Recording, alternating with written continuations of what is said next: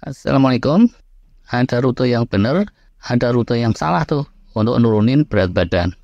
Dan kebanyakan orang itu gagal untuk nurunin berat badan karena mereka menempuh rute yang salah.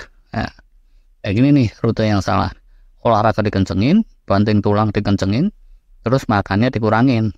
Nah, itu cara yang salah. Cara yang benar, yang mesti digenjot, yang dikencengin itu proses-proses healing dan normalisasi di tubuh kita.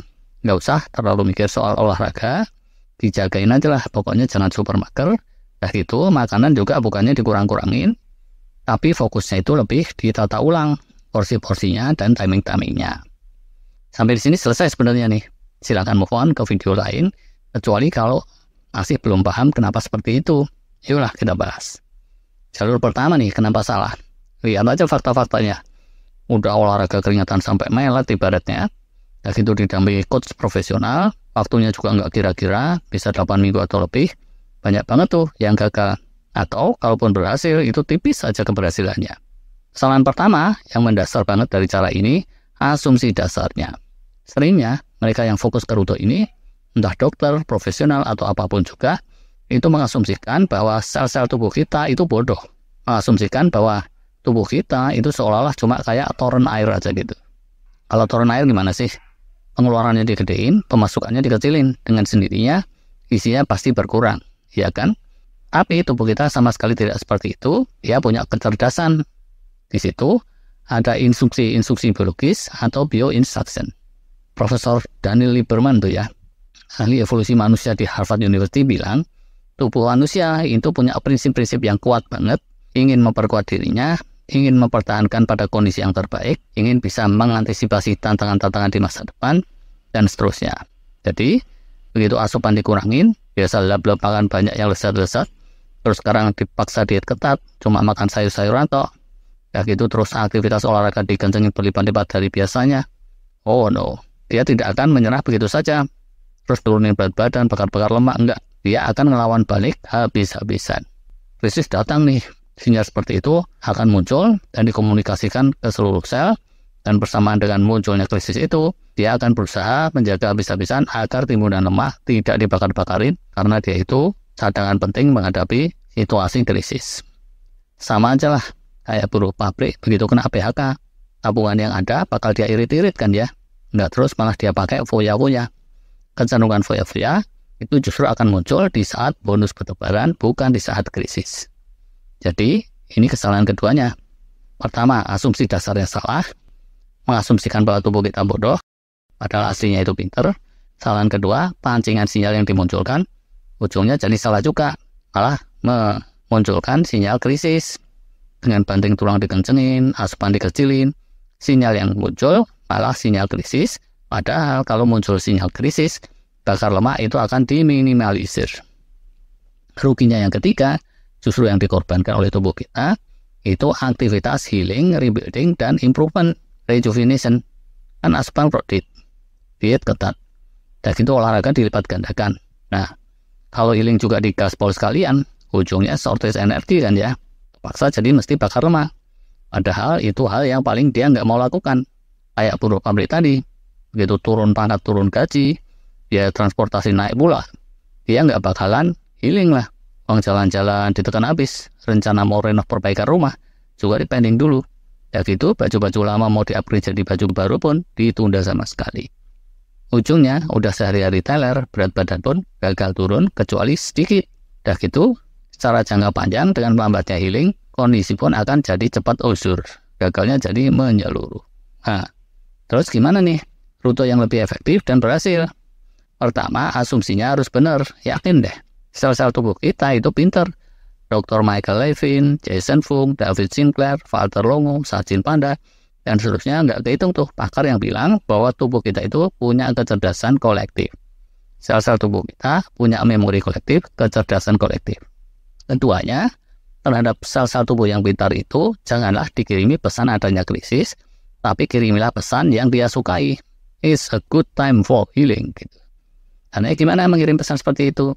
Kasihlah asupan-asupan yang merupakan biomaterial yang mantap untuk healing, rebuilding, rejuvenation. Yaitu berupa apa? Berupa lemak berkualitas, protein berkualitas, serta berbagai mikronutrien yang variatif dan balance. Sekali lagi ya, asupan itu bukannya mesti ditambah, tapi mesti ditata ulang. Jangan dibanyakin bioenergi, berupa gula, karbo, junk food kayak gitu, tapi yang dibanyakin itu yang sifatnya biomaterial. Kalau dibanyakin bioenergi, dia akan surplus energi. Dan kalau surplus energi, maka dia akan nimbun. Sedangkan kalau yang berlimpah biomaterial, kayak protein kayak gitu, dia akan dioptimalkan untuk healing. Karena berbeda dengan gula, karbo, atau apapun yang ujungnya bisa jadi triglycerid, biomaterial ini tidak bisa ditimbun. Tidak ada tempatnya untuk menimbun. Ingat ya, tubuh kita itu kan cerdas. Walaupun biomaterial itu nggak ada tempat nimbunnya, sama dia nggak akan dibuang-buang loh. Barang bagus masa iya dibuang-buang? Bodoh kan ya?